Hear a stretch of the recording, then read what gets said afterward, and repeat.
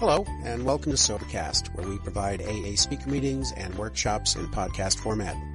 We're an ad-free podcast, and if you enjoy listening, please help us be self-supporting by visiting Sobercast.com, look for the donate link, and drop $1 or $2 into our virtual basket. We hope you enjoyed the podcast. Have a great day. I am Barbara, and I'm a grateful Al-Anon. I'm going to tell you three things. The most important three things you'll probably hear is, number one, I've been a member of Al-Anon since February of 1979. That's a long time.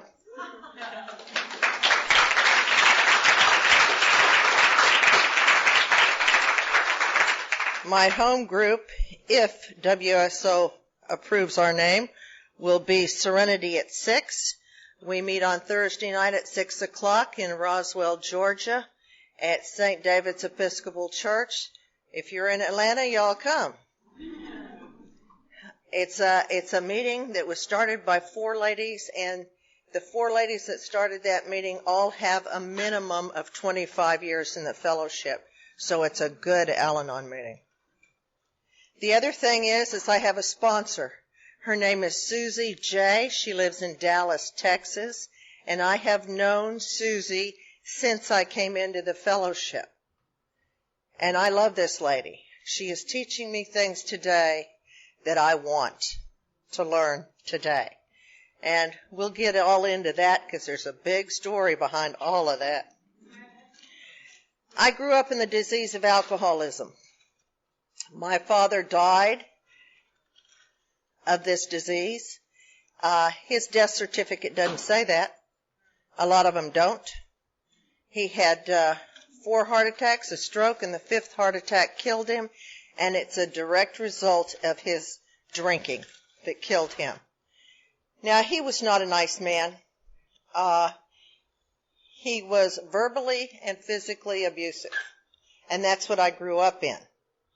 And I grew up a fighter. A lot of times when you grow up in an environment like that, you will take on one of 2 personas. You will either cower and be the doormat, or you'll be the fighter. I was the fighter. I fought everything and everybody until years after I came to Al-Anon. I came in here like this, and I wasn't about to let go of that fight. And if you grow up in physical abuse, you will become a physically abusive person. I stand before you a reformed husband beater.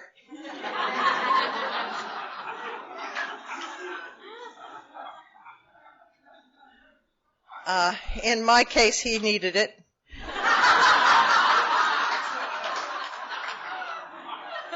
He could use a good whooping today, too. He's an ex-husband, and he suffers from this disease. He's an alcoholic.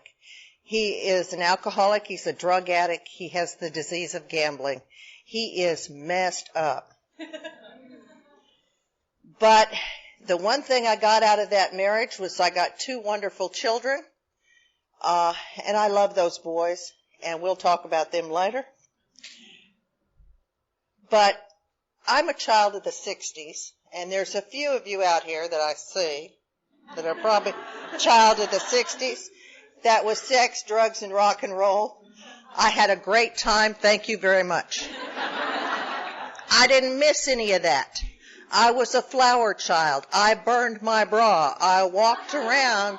I picketed Vietnam. I did all those things. I lived that life. I lived in Venice Beach, California. That's where the debris meets the sea. If you go there, what you see is a lot of health food stores and stuff, and standing outside are people shooting up. There's something wrong with all that, but that's what goes on there. And I lived that life. And I loved it. I love being around alcoholics. They're fun. They will get you where you need to go and places you don't need to go. I've been in parts of Los Angeles that a white pregnant girl should not be at 10 o'clock at night, alone. Tell me there's no God. I know there's a God when I look at my life.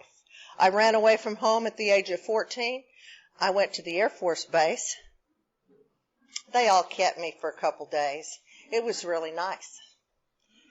But God protected me. I walked out of there with my virginity. God was looking out for me. But I didn't know that. The one thing I want to talk about, and the whole thing I want to talk about, is my journey to God. Because I truly believe after having children and having a beautiful grandson, we come into this world, we are connected to our Maker, we're connected to God, and then we grow up and we get disconnected because life happens. I don't care what kind of life you have, you get disconnected. And I really got disconnected. And I've watched kids, and in my teenage years, I went on a God search. But I didn't know where he was, but I thought he was in church.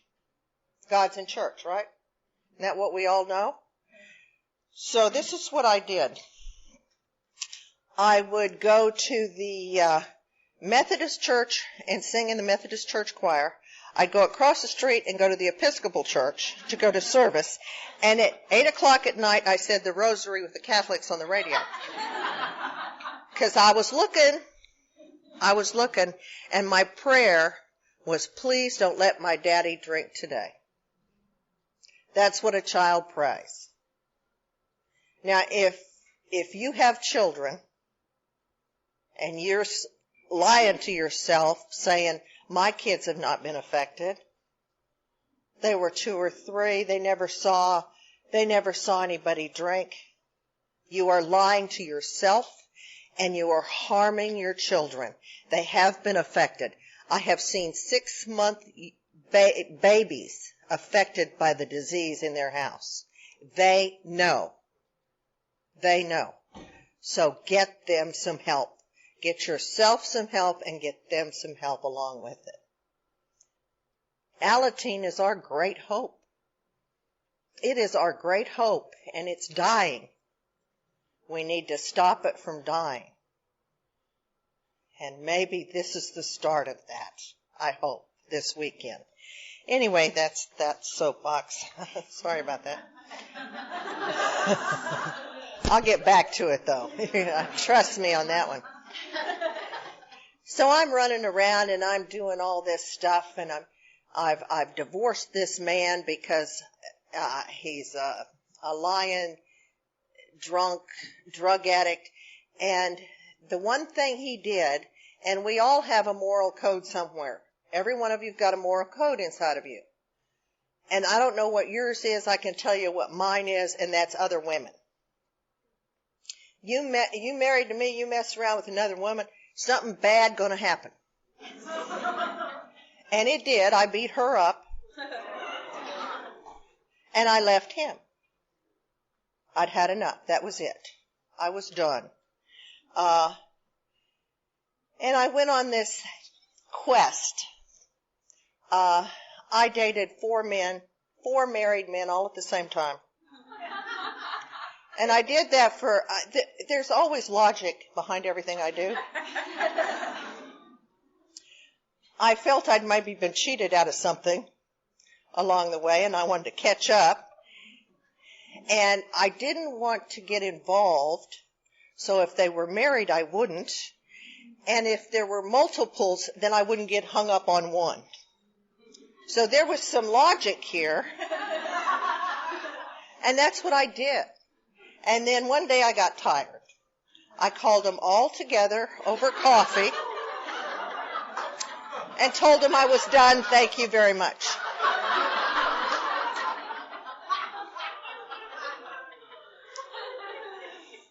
I'm a fun girl, huh? Then I went on the quest to take care of myself, my 2 children, and work. I worked 6 days a week. The 7th day I spent with my kids. That was my life. It was going to be my life forever and a day, and everything was forever. Forever and ever, amen. This is what my poor life was going to be. You know, one of those. So I did that, and I worked for a magazine as a research director. Now, do not trust those people. They will lie, cheat, steal, go through your garbage, check everything to get the information they need. But they sent me out. God arranged for me to go do this story on a no-alcohol bar in Southern California because it was different. I mean, that's kind of weird. How do you do a no-alcohol bar? So I take my mama because it's on the business, right? So I take mama. We're going to have dinner. We're going to look. And this guy comes up. He's the bartender. He's making the milkshakes or whatever we were drinking at the time. And he was cute. And what I referred to him was cunning, baffling, and powerful. Walked over to the table, cleaning it up. And guess what? He's a sober member of Alcoholics Anonymous. And he's telling me that. And I'm thinking, oh, good. So I gave him my phone number. He called me that night. He came and took me to lunch the next day. He moved in with me that night.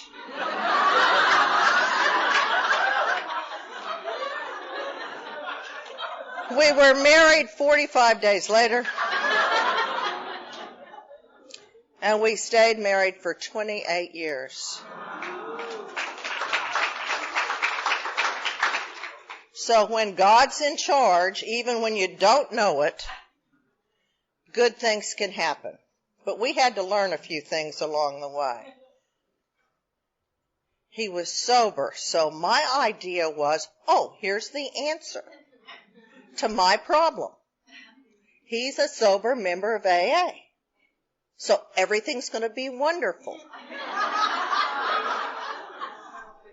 New sobriety's not wonderful.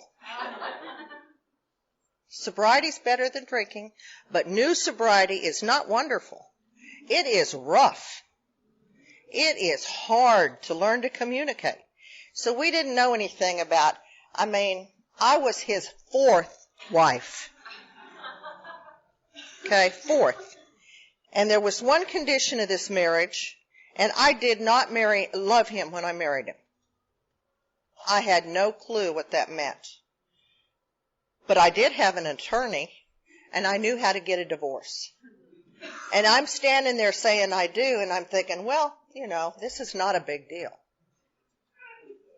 It's really not. That was my thinking. But he wouldn't stay living with me because I had a 3-year-old and a 6-year-old child.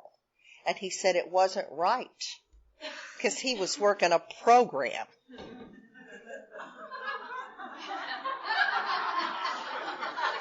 So we got married. And I didn't go to Al-Anon. I did not go. But this was probably the worst time of my life. I was an AA wife. Now, an AA wife is somebody who just goes around and follows that alcoholic to them meetings. Them speaker meetings, I would go and sit there. I would go to conventions and follow him around. And you know, when you're not in this fellowship and you're following somebody who's really active and in the fellowship, you're like lost all the time. You people have this language that nobody understands but you. And it was awful for me. It was very, very painful and very, very lonely during this time. It was just really bad. And we would have arguments and he'd go off and talk to his sponsor. And I'd be at home, dusting, cleaning the toilet, ironing. I used to like to iron when I got mad. One time we had an argument and he went out to his sponsor. So I decided to move all the furniture around in the living room. Then I turn off all the lights and I go to bed. And I'm in the bed with the covers over my head and I'm waiting. And all of a sudden I hear pop, pop, pop. And I went, oh, he fell. He's out there cussing because I have moved the furniture around. And Al-Anon will find a way to get even. And we're sneaky. You never know when we're going to get you. This was my life. And one day the other thing that I did during this period is that he would speak. And I would go and sit next to him in the front row, and he'd get up and he'd speak, and he'd tell all these stories. And then we'd go off and we'd have an argument, and then I would repeat his story back to him about what a louse he really is. Now, I didn't live any of this. I didn't live it. But that's who I was. Hurting people hurt people. And that's what I was doing. And finally, I went to the Palm Springs Roundup one year, and a lady saw me. And that was in July, I don't know. She needed a newcomer in February, so she called me. And I was at home. By this time, my life consisted of the following. I couldn't go out of the house. I didn't have a job at this point.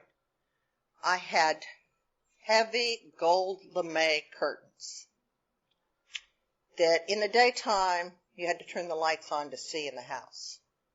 I didn't answer the telephone. If my husband wanted to call me and talk to me, there was a code. He had a code he had to use. And I only went to Little League and to the grocery store. And that was it. And I would spend like all day in bed and then get up right before he came home from work and do a few things. And I may or may not bathe. Why that man continued to come home to that, I don't know. I have no idea. It was not pleasant. And she called me and she said to me, I want to come get you and take you to an Al-Anon meeting. And you know, I was busy.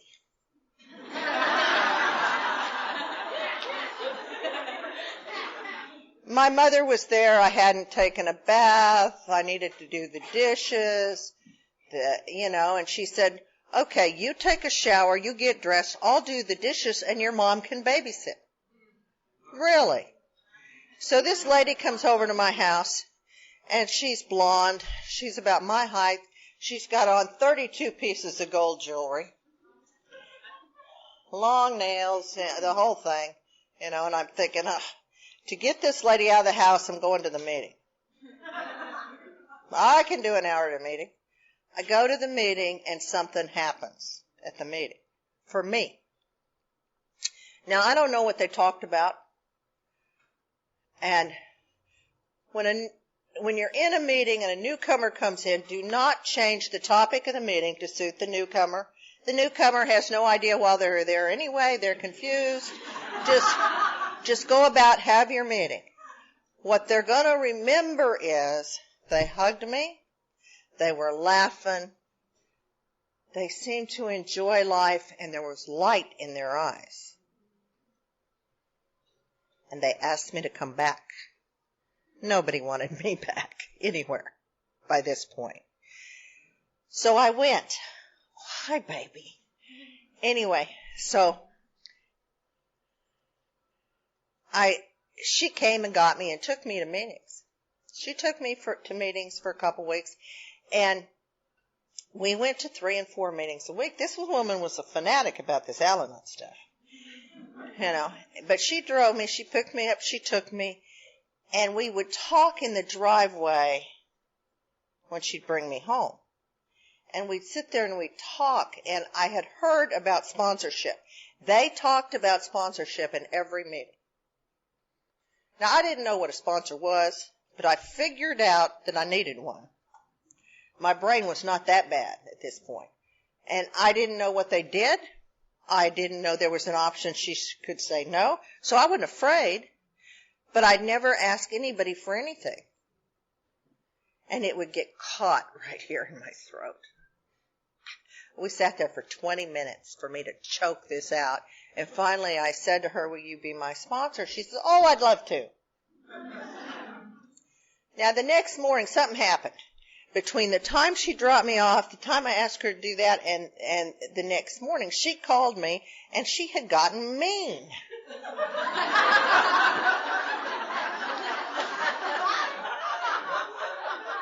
She says, we're going to work a program of recovery, and you've got to get out of that bed to do this. And you are going to do the following. You're going to get up, get dressed, make your bed, brush your teeth. You're going to call me. Because, see, I was not capable of doing those things. And for a week, she had to walk me through my day. And that's how we started. And she took me to these meetings, and she drove me to meetings for about 2 months. And then she says to me one evening, you know where the meetings are. If you want this program, come and get it. Out the door I am. I'm going, what the heck? I don't even have a car. I got no car. I got 2 young children. How am I going to get to meetings? Now, for you ladies out there who are using the excuse of your children not to go to meetings, not going to fly with me.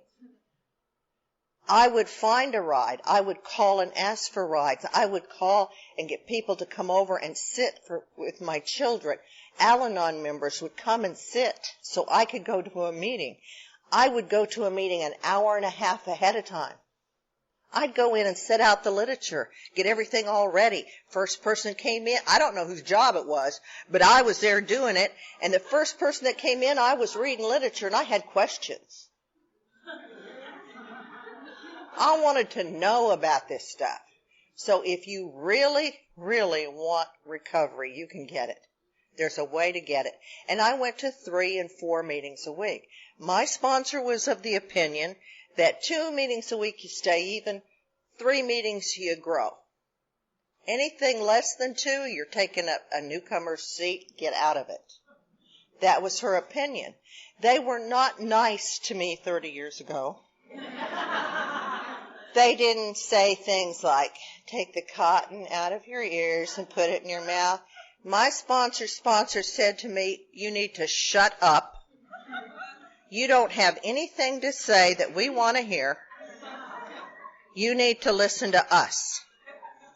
And she was one of those wrinkled up prune ladies, you know. I'm fastly becoming one of those, but that's what she was.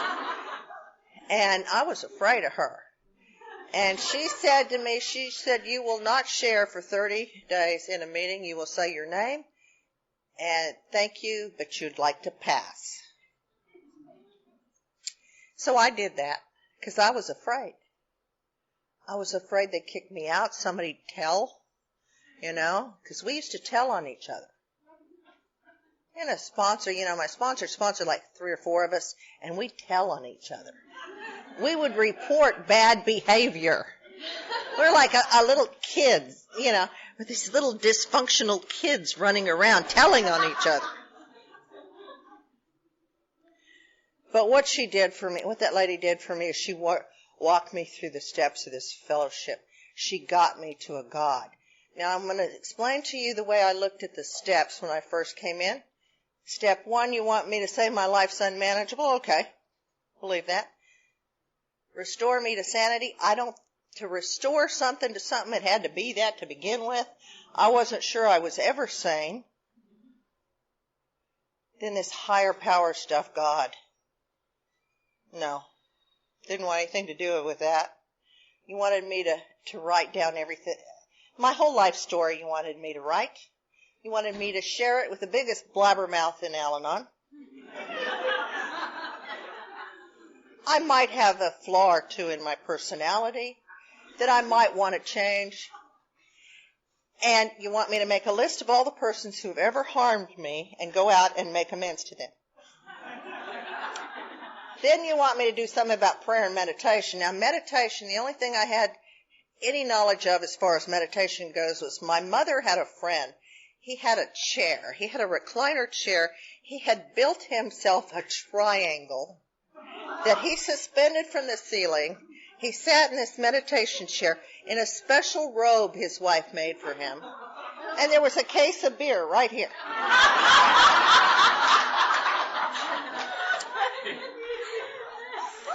That was what I thought meditation was.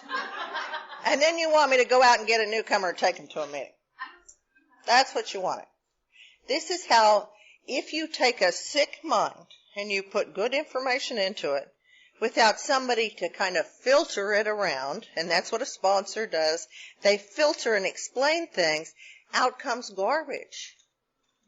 Out comes garbage if you don't have that person. She taught me how to pray. My husband was a big book studying, thumping alcoholic. He had a big book study in the house. And those guys would be in there studying that big book. And I would go in the bedroom and I'd crack the door. And I'd listen to them. And I learned a lot about that. I learned a lot about alcoholics. I learned a lot about the program, listening to them. And the other thing they did is they did that third step out of the big book, like on their knees together. And I thought, I want that. How do I get that? So I call up my sponsor. I said, I want to do the third step prayer out of the big book, like the AAs do. She says, and I'll never forget this, she said, what do you need, an audience? And well, okay. I hung up, and the next call was to her sponsor reporting her bad behavior. Because, see, when I came into the fellowship, we did not have our 12 and 12. Our 12 and 12 was published, I think, in 1984, maybe 82, somewhere around in there. So if you had a sponsor back then, the only way they knew how to do the steps was out of the big book. Now, I know WSO does not like an Al-Anon speaker to talk about that, but I cannot share anything that I don't have with you. This is how we did it back then. We used Al-Anon family groups and the big book to work the steps. And I did my third step out of the big book. I did my fourth step out of the big book way. And I don't know any other way. We have a book called Blueprint for Progress. I spoke to the lady who wrote that book.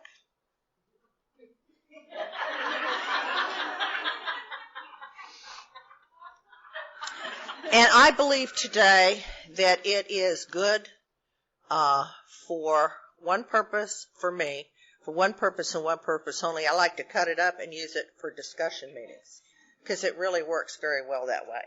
But for me, it did not get to the root of who I was and what my issues were and what I was doing. I had to look at my behavior. And when I got through writing that, let me tell you, and I did not take days to write my 4-step.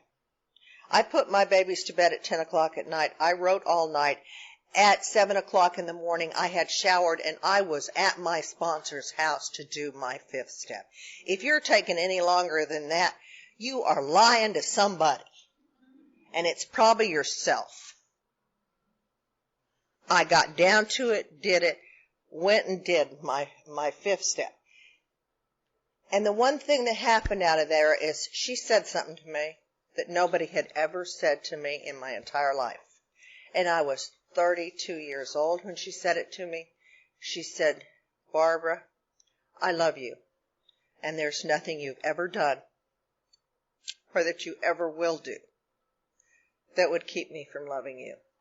That's what she said to me at that time. And I really, really needed that because I didn't feel loved. The other thing that happened during this time is my husband's got this big book study, and he was sitting there one night, and I walked in on him, and he had the big book out, and he was explaining his God to this newcomer. And I fell in love that minute. Because I believe we fall in love with the God within each other. All this is just stuff. It's the God within that we fall in love with and that we stay attached to, because all this equipment, all this beautiful body stuff, and all that lust and excitement will fade. Huh, honey? The mind might want to, but the other stuff ain't working. So you got to have something going on in your relationship that's more than that. Lust with potential is a good start. I believe in that. I believe in it. I believe in it. I believe in it. But you got to move past that. And we needed to go to people and learn how to communicate. We had to learn how to do things. Oh, God, I got to hurry. We did things like we didn't know how to apologize to each other. So what we would do was, I called one time and I got his secretary on the phone and I said, would you just tell him that this is a 10th step? Thank you. Start where you are. That's what we did, is we started where we were. And you know those nice little cutting remarks that you say to each other that are not nice? We used to do those, and so we started with saying to each other, that's an old idea. And it is. It's an old idea. This is somebody I'm supposed to love and care about, and I treat the guy at the grocery store better than I do my own spouse. Not right. That's not right. That's not a program of recovery. You know, anybody can come in here and sit for an hour and be nice and cool and sweet and lovely. Go out there to your house and be nice and sweet and of service to the people in your home. You know, people want to talk about our relationship's not 50-50. It's not supposed to be. You're supposed to give 100% every day. You give 100%, it'll come back to you tenfold. I guarantee you. That's what it takes to have a successful marriage. That's what it takes. And it takes the ability to say, I'm going to stand right here, and I'm going to go toe to toe with you, and we're going to work this damn thing out. And that's what we did. And that's why we stayed married that long. Because we were willing to go that extra mile. Because it's too easy not to. It's too easy to cut and run. So my husband gets transferred, takes a job in Atlanta, Georgia. Now I'm in California. I've been in Al-Anon 4.5 years now. We're moving to Atlanta, Georgia. They talk funny in Atlanta, Georgia. My first phone bill was $300. Guess what? I'm calling California because these people are whacked in Georgia. I can't figure it out. And I told my sponsor, I said, you lied to me? Program is different. She says, the program's not different. The steps, the tradition, the concept, they didn't change those between California and Georgia. It's just the approach is different. So I had to get somebody to help me adjust to the language barrier. And they actually did slow me down in Georgia. So I adjusted. And we started having meetings in the home. You know, this whole thing started with meetings in the home. And that's like the place to have a meeting, as far as I'm concerned.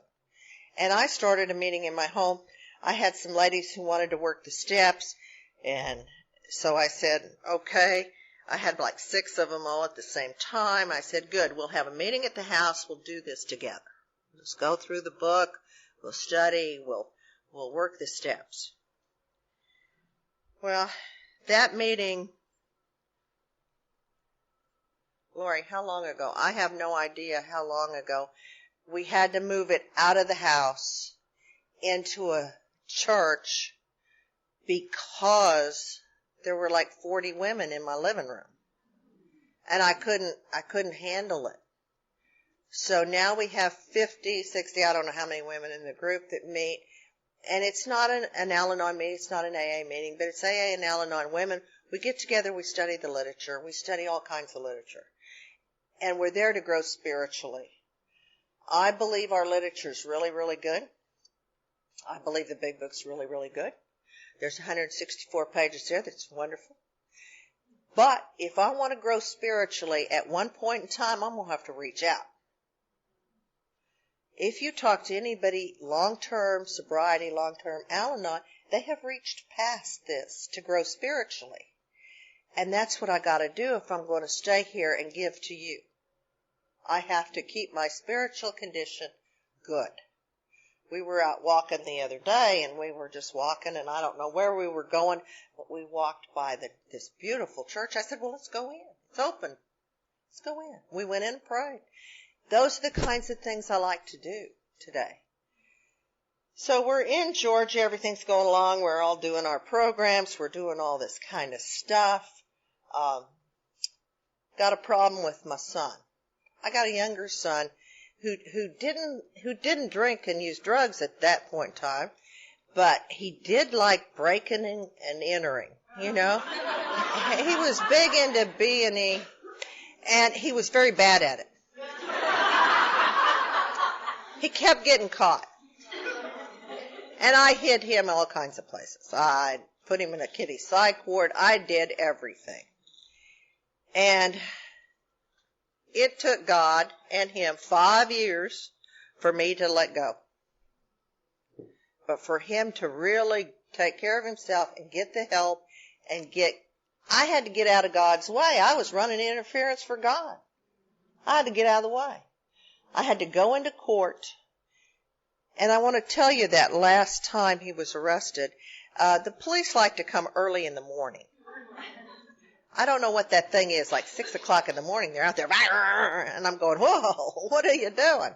You know, and here's the police. They come in, they jack him out of bed, they handcuff him, they throw him in the car, they take him down to the police station. I follow.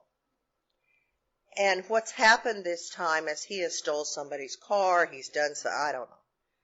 So I go down to the police station, I walk in, he's sitting there in the chair.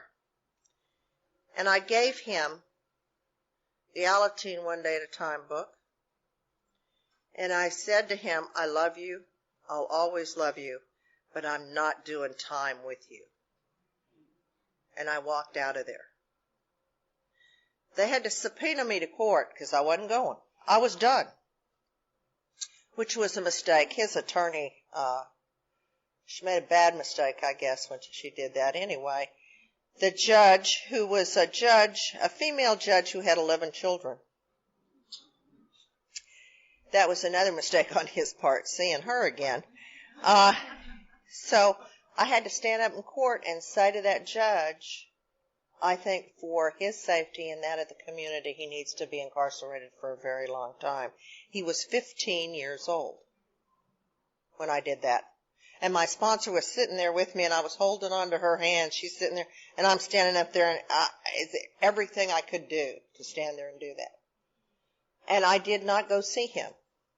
I went and picked up a child that was almost 18 years old from jail. But my husband said to him, you can do time or you can do time. You can make it work for you, or you can come out a better criminal. Make a choice. And he got his GED, he got his cosmetology license, he fought Golden Gloves. He came out of there, and he's a fine young gentleman. He's married, he's got a wonderful wife, he has a house. He works for a national company that have him on an expense account. He travels around, and he teaches people stuff. I don't know what he does. Doesn't matter. Doesn't matter to me. Doesn't matter. He's a good boy. If he walked in here today, you would not know that that's where this child came from. My oldest son, a lot like me, got that temper thing going. But he doesn't need any help. He doesn't need any help. And I just hope that he doesn't have to lose a family in order to understand that he's got some problems. I hope it doesn't come to that. Anyway, I'm married. I got my mother, the woman that I can't stand, you see. Because you always, the alcoholic, you understand what's wrong with them. The non-drinker, you end up I hated her.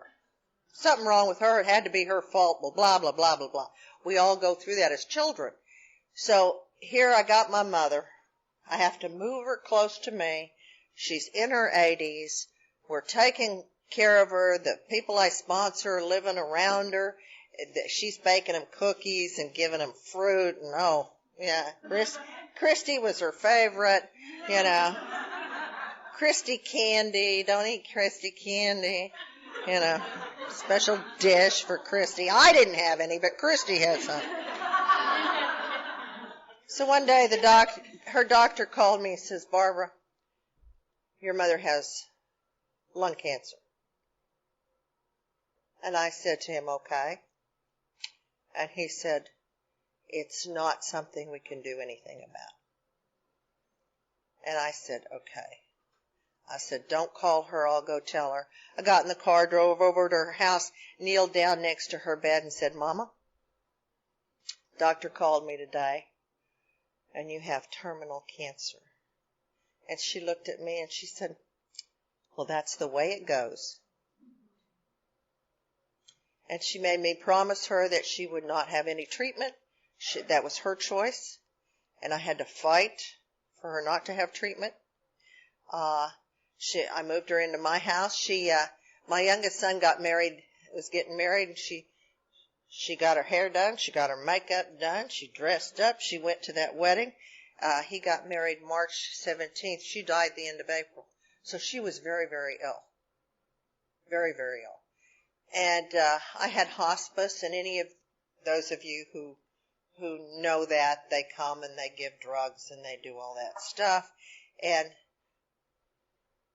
Mama never said anything nice about me. To me. She did to other people, but never to me. And one day she said to me, she says, I just want to lay down and die. And I looked at her and I said, I don't think that's happening today. And she got mad. And she says, well, I'm mad at you. I'll just wet in my chair. That's exactly what she did. So I said, oh, now I got to clean all this up. So we cleaned all that. She just laughed. She thought it was funny. And when it got down to the end, Christy came and spent the last night with me. And she's the one who gave my mother the morphine that she needed, because I could not do that. I was not capable. But Christy, the alcoholic, was. I think that's very ironic. But she sat there and we sat up all night, and the last thing I said to Mama was, Mama, I love you. And she knew it and she heard it. And because of you, I was able to do that. And Christy walked into my den and said, Barbara, she's gone. And Christy walked me through that whole thing. And then 2 years later, my husband goes off to a meeting. He's with a guy who he's yelling at, because poor M couldn't seem to get it.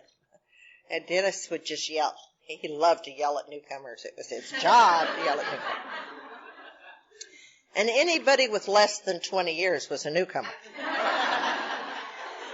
So the phone rings. I've been at home in bed. The phone rings, and it's Am, and he says, I need to talk to Dennis. I need to apologize. I said, he's not here. He's with you. And all of a sudden, fear set in me. And I said, Am, I got to go. I got to go find him. I hang up. I get in my car. I drive around. And there is my husband, dead, on the lawn.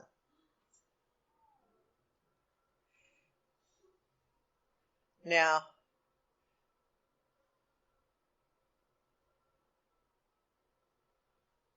it was probably the hardest day of my life. Because I had my 2 children, I called them. The neighbor said, call your children. I called them. They came over. The EMTs worked on him.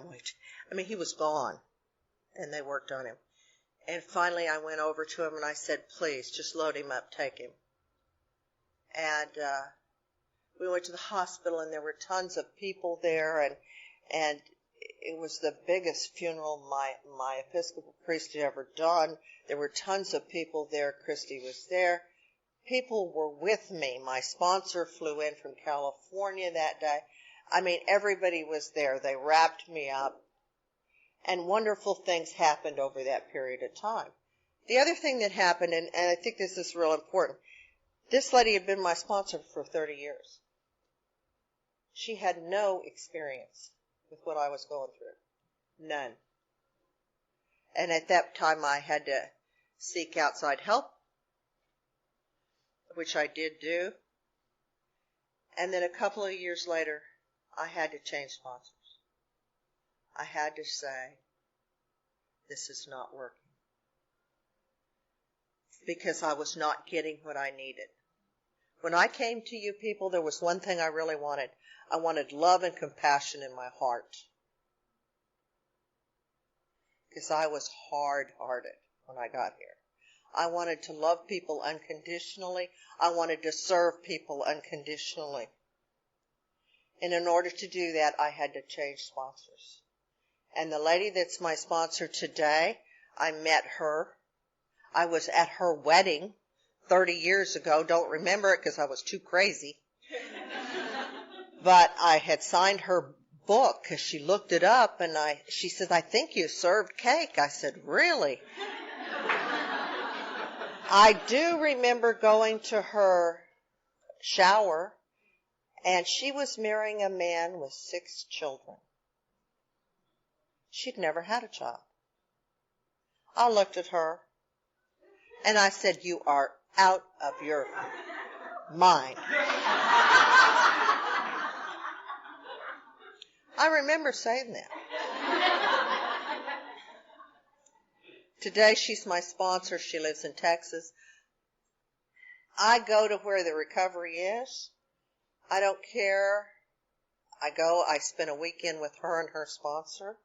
We did a little study group. There was 40 of us. We got together. We were on her ranch. It was a wonderful time. She's very loving and kind. I have met a man who's not in the program. He drinks 2 beers. He's done. He never drinks after dinner. He is the strangest person I've ever seen.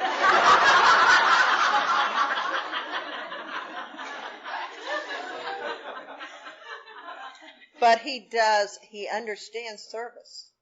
But he doesn't know that that's what he's doing. And there's things about service, and I want to read a couple things to you, and I don't normally do this, but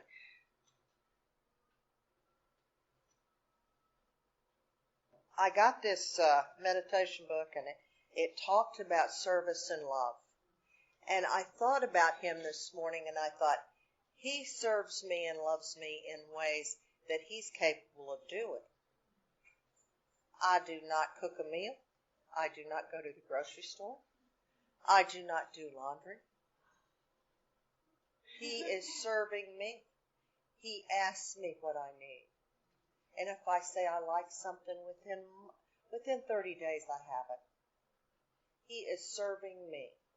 And when I realize that, I do serve him in my way. But there's a couple of things I want to talk about.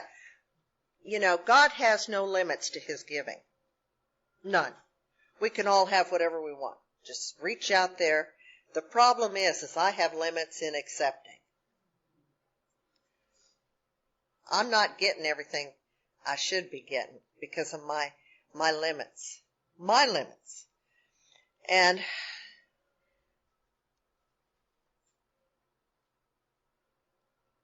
why do I keep doing what I do?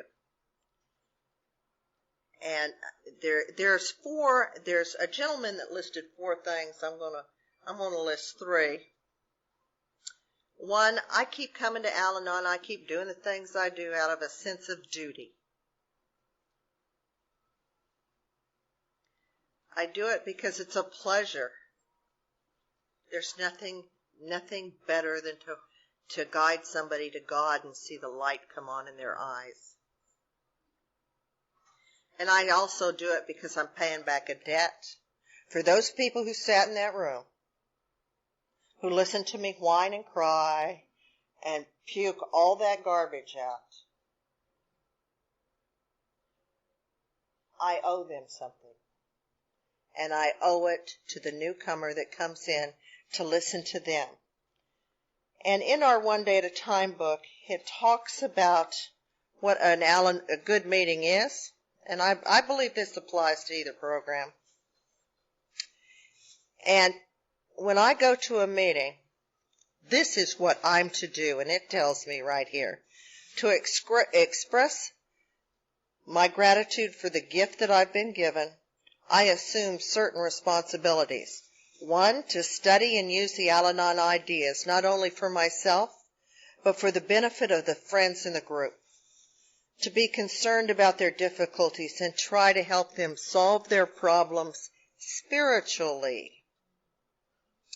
3, not to take up the group's time talking about my problems, but to try to make everything I say reflect an Al-Anon teaching which will have meaning for those who hear me.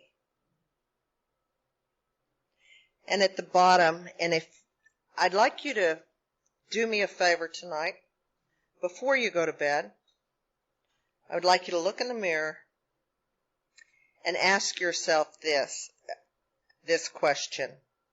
It says, we cannot drop out of human involvement without endangering our spiritual health. What condition is your spiritual health in today? I love you. Thank you.